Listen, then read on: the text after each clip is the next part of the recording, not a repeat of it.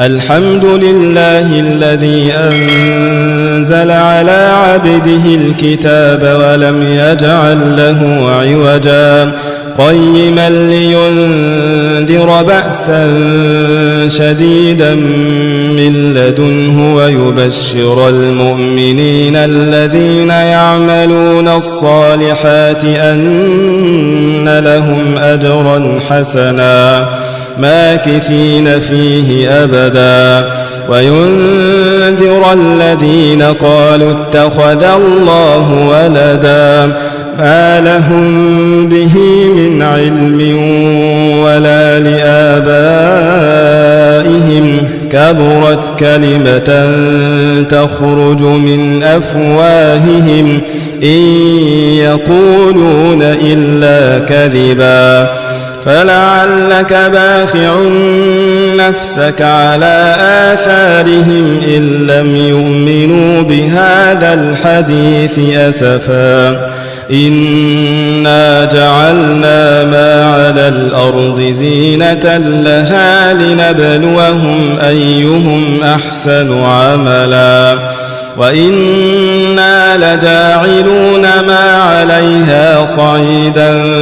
جرزا أم حسبت أن أصحاب الكهف والرقيم كانوا من آياتنا عجبا إذ أوى الفتية إلى الكهف فقالوا ربنا آتنا من لدنك رحمة وهيئ لنا من أمرنا رشدا فضربنا على آذانهم في الكهف سنين عددا ثم بعثناهم لنعلم أي الحزبين أحصى لما لبثوا أمدا نحن نقص عليك نبأهم بالحق إنهم فتية آمنوا بربهم وزدناهم هدى وربطنا على قلوبهم إذ قاموا فقالوا ربنا رب السماوات والأرض لن ندعو من دونه إلها لقد قلنا إذا شططا هؤلاء قومنا اتخذوا من دونه آلهة لولا يأتون عليهم بسلطان بين فمن أظلم ممن افترى على الله كذبا وإذ اعتزلتموهم وما يعبدون إلا الله فأووا إلى الكهف ينشر لكم ربكم من رحمته ويهيئ لكم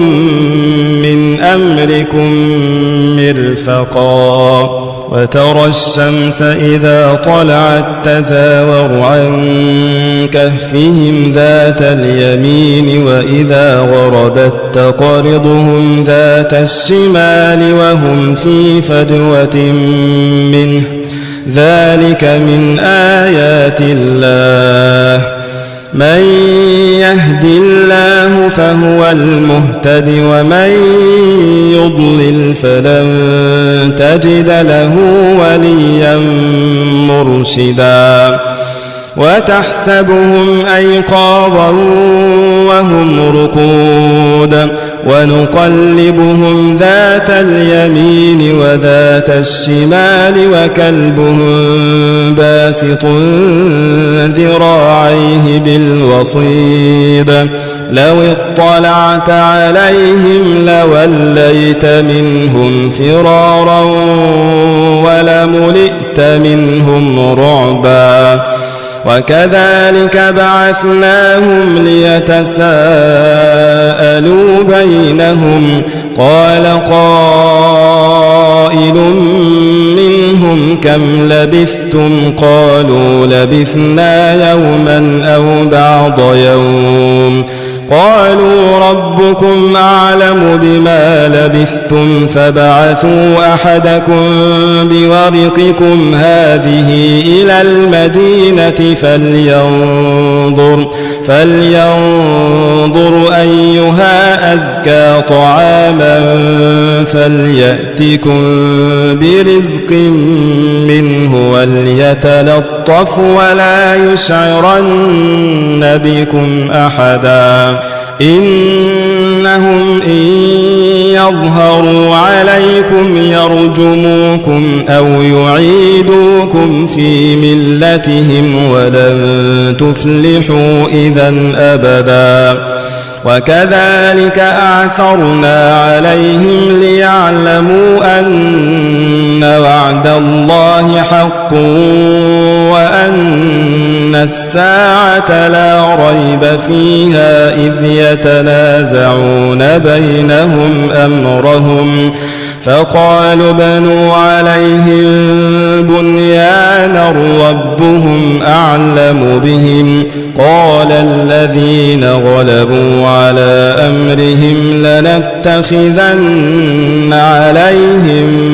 مسجدا سيقولون ثلاثة رابعهم كلبهم ويقولون خمسة سادسهم كلبهم رجما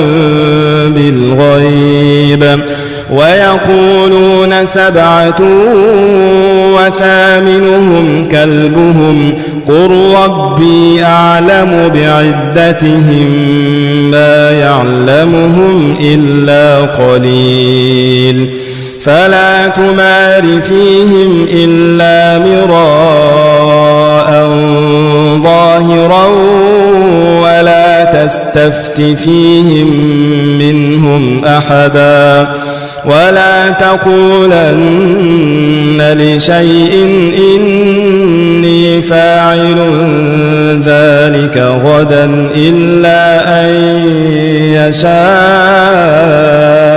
الله واذكر ربك إذا نسيت وقل عسى أن يهديني ربي لأقرب من هذا رشدا ولبثوا في كهفهم 300 سنين وازدادوا 9 قل الله أعلم بما لبثوا له غيب السماوات والأرض أبصر به وأسمع ما لهم من دونه من ولي ولا يشرك في حكمه أحدا واتل ما أوحي إليك من كتاب ربك لا مبدل لكلماته ولن تجد من دونه ملتحدا واصبر نفسك مع الذين يدعون ربهم بالغداة والعشي يريدون وجهه ولا تعد عيناك عنهم تريد زينة الحياة الدنيا ولا تطع من أغفلنا قلبه عن ذكرنا واتبع هواه وكان أمره فرطا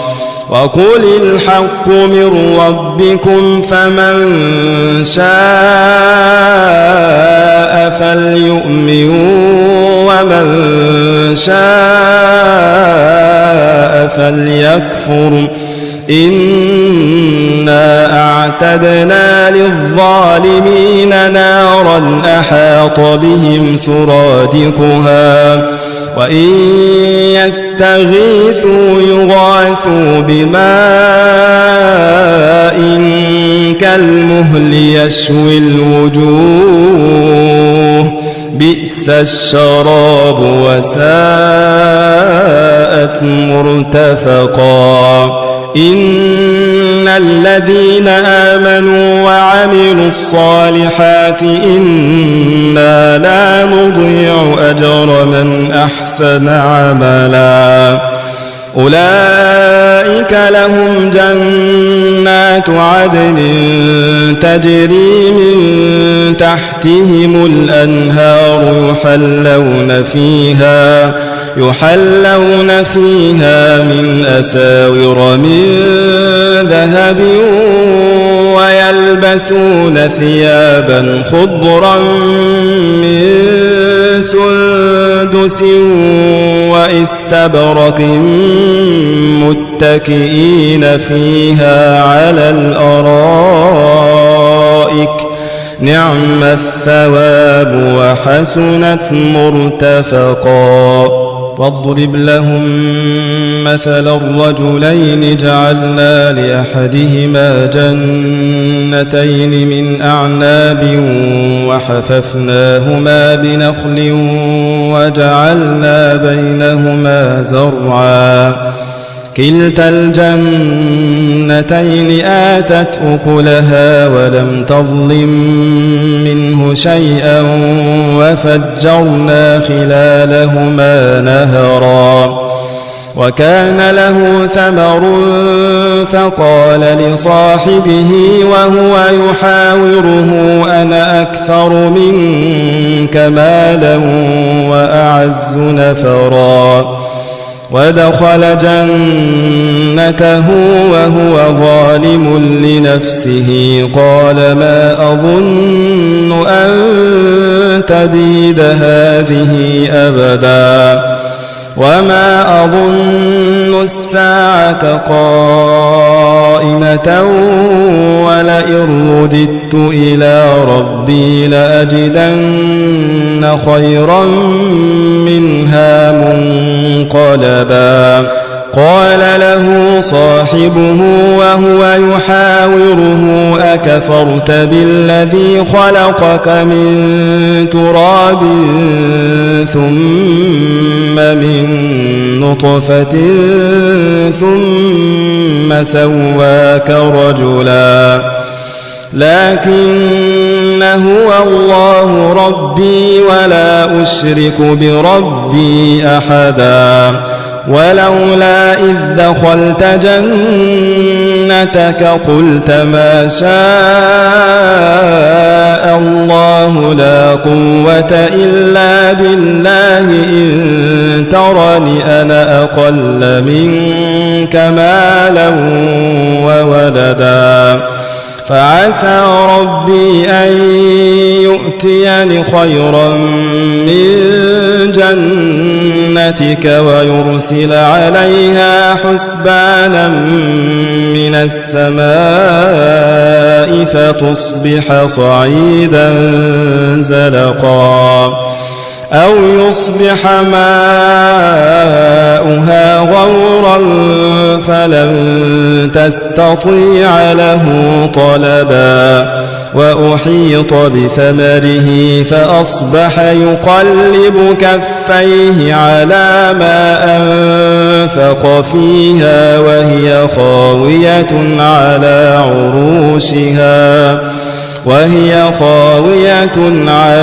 عروشها ويقول يا ليتني لم أشرك بربي أحدا ولم تكن له فئة ينصرونه من دون الله وما كان منتصرا هنالك الولاية لله الحق هو خير ثوابا وخير عقبا واضرب لهم مثل الحياة الدنيا كماء إن أنزلناه من السماء فاختلط به نبات الأرض فأصبح هشيما تذروه الرياح وكان الله على كل شيء مقتدرا المال والبنون زينة الحياة الدنيا والباقيات الصالحات خير عند ربك ثوابا وخير أملا ويوم نسير الجبال وترى الأرض بارزة وحشرناهم فلم نغادر منهم أحدا وعرضوا على ربك صفا لقد جئتمونا كما خلقناكم أول مرة بل زعمتم أن لن نجعل لكم موعدا ووضع الكتاب فترى المجرمين مشفقين مما فيه ويقولون يا ويلتنا ما لهذا الكتاب لا يغادر صغيرة ولا كبيرة إلا أحصاها ووجدوا ما عملوا حاضرا ولا يظلم ربك أحدا وإذ قلنا للملائكة اسجدوا لآدم فسجدوا إلا إبليس كان من الجن ففسق عن أمر ربه أفتتخذونه وذريته أولياء من دوني وهم لكم عدو بئس للظالمين بدلا ما أشهدتهم خلق السماوات والأرض ولا خلق أنفسهم وما كنت متخذ المضلين عضدا ويوم يقول نادوا شركائي الذين زعمتم فدعوهم فلم يستجيبوا لهم وجعلنا بينهم موبقا ورأى المجرمون النار فظنوا أنهم مواقعوها ولم يجدوا عنها مصرفا ولقد صرفنا في هذا القرآن للناس من كل مثل وكان الإنسان أكثر شيء جدلا وما منع الناس أن يؤمنوا إذ جاءهم الهدى ويستغفروا ربهم إلا أن تأتيهم سنة الأولين أو يأتيهم العذاب قبلا وما نرسل المرسلين إلا مبشرين ومنذرين ويجادل الذين كفروا بالباطل ليدحضوا به الحق واتخذوا آياتي وما أنذروا هزوا ومن أظلم ممن ذكر بآيات ربه فأعرض عنها ونسي ما قدمت يداه إنا جعلنا على قلوبهم أكنة أن يفقهوه وفي آذانهم وقرا وإن تدعهم إلى الهدى فلن يهتدوا إذا أبدا وربك الغفور ذو الرحمة لو يؤاخذهم بما كسبوا لعجل لهم العذاب بل لهم موعد لن يجدوا من دونه موئلا وتلك القرى أهلكناهم لما ظلموا وجعلنا لمهلكهم موعدا وإذ قال موسى لفتاه لا أبرح حتى أبلغ مجمع البحرين أو أمضي حقبا فلما بلغا مجمع بينهما نسيا حوتهما فاتخذ سبيله في البحر سربا فلما جاوزا قال لفتاه آتنا غداءنا لقد لقينا من سفرنا هذا نصبا قال أرأيت إذ أوينا إلى الصخرة فإني نسيت الحوت وما أنسانيه إلا الشيطان أن أذكره واتخذ سبيله في البحر عجبا قال ذلك ما كنا نبغي فارتدا على آثارهما قصصا فوجدا عبدا من عبادنا آتيناه رحمة من عندنا وعلمناه من لدنا علما قال له موسى هل أتبعك على أن تعلمني مما علمت رشدا قال إنك لن تستطيع معي صبرا وكيف تصبر على ما لم تحط به خبرا قال ستجدني إن شاء الله صابرا ولا أعصي لك أمرا قال فإن اتبعتني فلا تسألني عن شيء حتى أحدث لك منه ذكرا فانطلقا حتى إذا ركبا في السفينة خرقها قال أخرقتها لتغرق أهلها لقد جئت شيئا إمرا قال ألم أقل إنك لن تستطيع معي صبرا قال لا تؤاخذني بما نسيت ولا ترهقني من أمري عسرا فانطلقا حتى إذا لقيا غلاما فقتله قال أقتلت نفسا زكية بغير نفس لقد جئت شيئا نكرا قال ألم أقل لك إنك لن تستطيع معي صبرا قال إن سألتك عن شيء بعدها فلا تصاحبني قد بلغت من لدني عذرا فانطلقا حتى إذا أتيا أهل قرية استطعما أهلها فأبوا أن يضيفوهما فوجدا فيها جدارا يريد أن ينقض فأقامه قال لو شئت لاتخذت عليه أجرا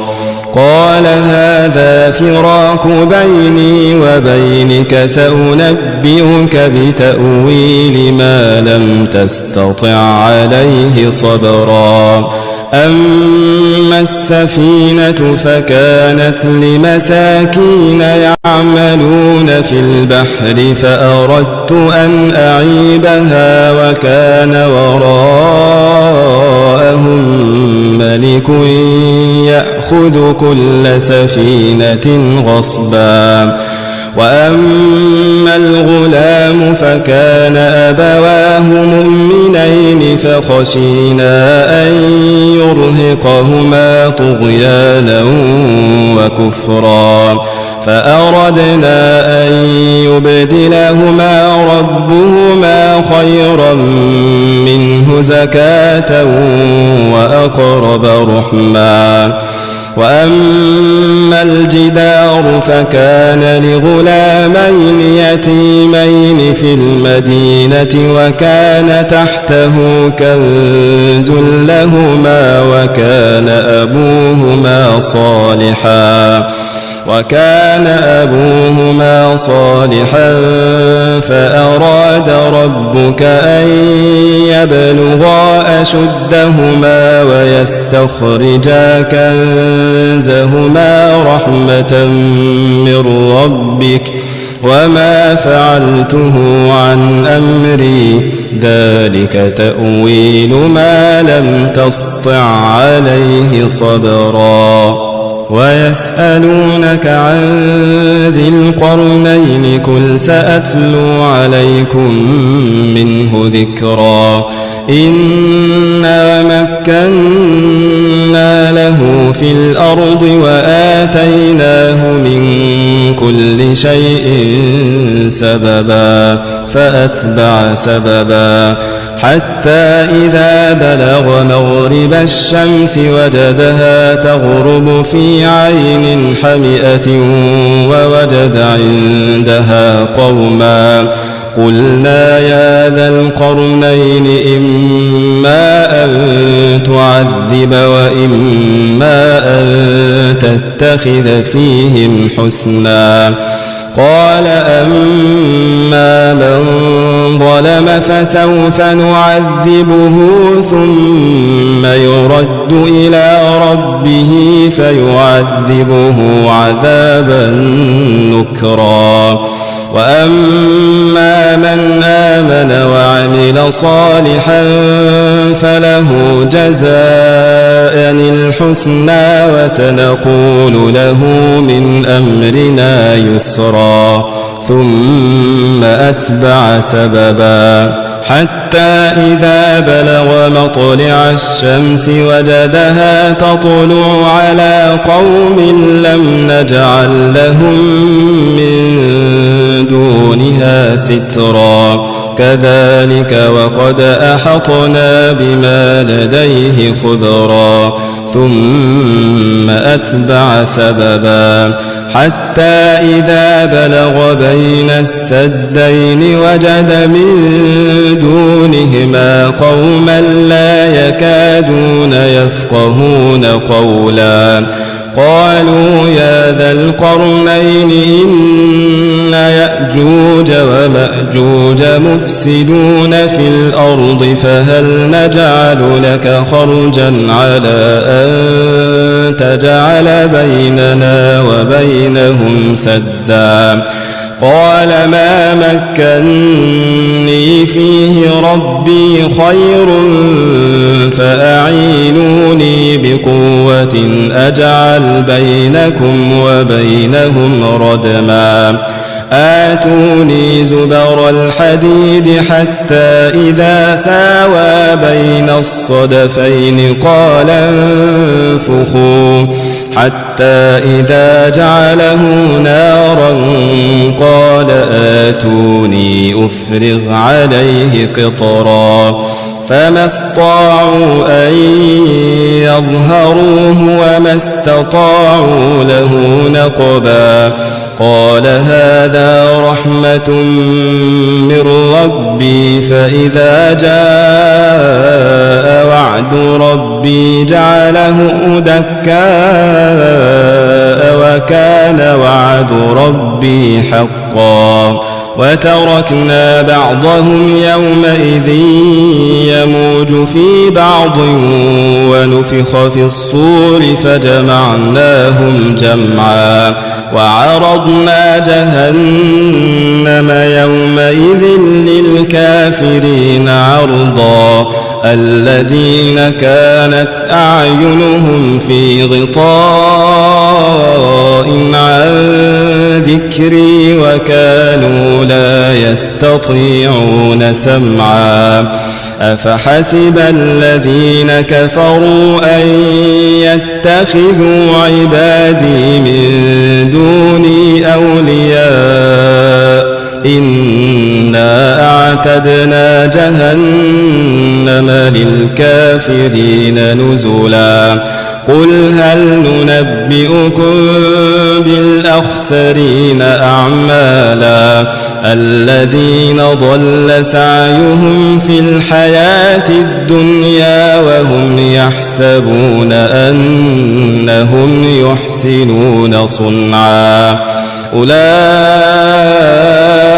الذين كفروا بآيات ربهم ولقائه